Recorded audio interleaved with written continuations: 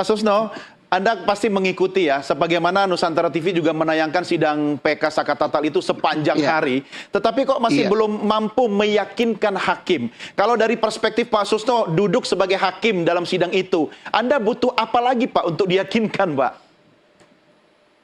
Kalau hak PK, saya hakul yakinnya. Hakul yakin bahwa hakim yang sekarang, baik yang nyidangkan untuk mencatat-catat itu, karena yang mutus bukan beliau-beliau kan, dia yakin bahwa ini dikabulkan. Dan saya yakin juga, kita nggak tahu siapa hakim agung yang ditunjuk ya. Ya. Kalau hakim agung yang ditunjuk untuk mengadili PK ini, saya yakin PK ini akan dikabulkan. Kecuali ya, ada alasan-alasan yang kita tidak tahu. Ya, apa yang Pak Susno sampaikan dalam sidang itu, Pak, secara substansi yang membuat Anda sendiri bisa meyakinkan hakim sehingga tidak perlu lagi membuang waktu lebih lama untuk mengambil keputusan, Pak Susno? Ya, jadi begini, dalam teori penyidikan di sekolah polisi manapun, penyidikan itu apa sih? Membuat orang suatu peristiwa. Peristiwa sudah terang benderang. Apa peristiwa? Ditemukan satu jenazah laki-laki meninggal, satu perempuan luka berat, ditemukan darah numpuk di situ, ditemukan helm, ditemukan sepeda motor yang bekas kecelakaan, maka itulah peristiwanya dan disimpulkan itu adalah kecelakaan. Dengan alat bukti, kami belajar di sekolah polisi dan sekolah manapun juga di triangle evidence, yaitu segitiga alat bukti. Di situ semua menunjukkan bahwa peristiwa itu kecelakaan. Ya. Ya, kalau kita masih nggak percaya dengan Polres Kabupaten, ya, Kabupaten Cirebon sudah menyimpulkan, sudah tuntas tas laporan polisi tentang kecelakaan. Timbullah laporan polisi tentang pembunuhan di Polres Kota Cirebon.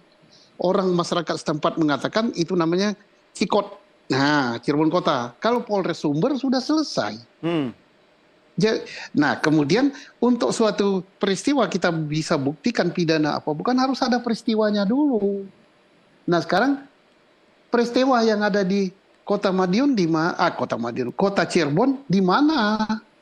Yang ada peristiwa itu di Kabupaten Cirebon. Jembatan layang itu masuk wilayah kabupaten.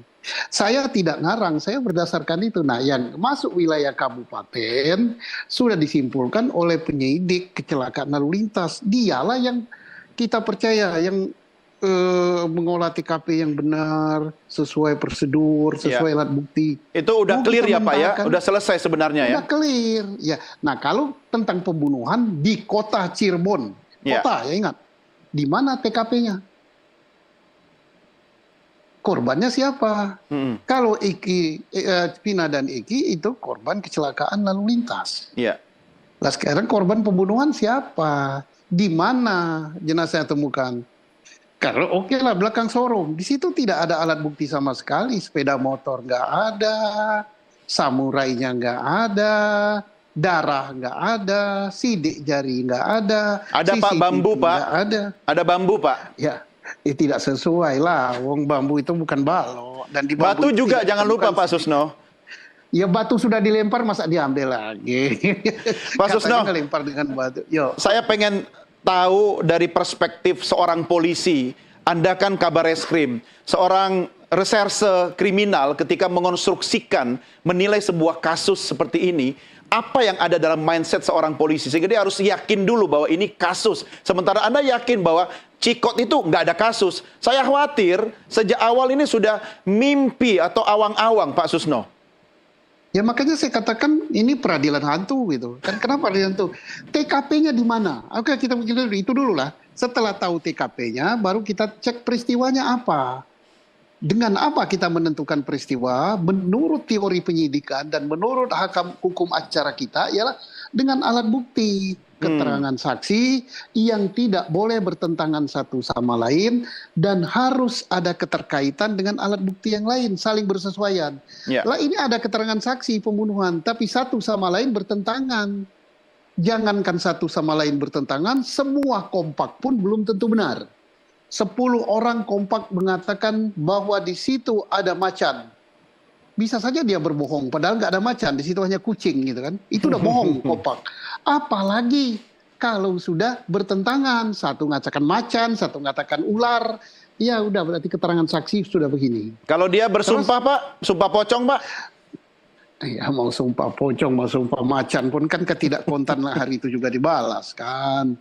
Saya mohon janganlah kita bersumpah dengan lain-lain karena nama Allah itu tidak boleh untuk jadi mainan. Gitu. Ya. Pikirlah, hidup di dunia ini hanya sementara, nggak sampai menit hitungan akhirat ya. Jangan sampai kita main-mainkan sumpah, jangan sampai apa resikonya ingat di akhirat nanti. Ya, baik.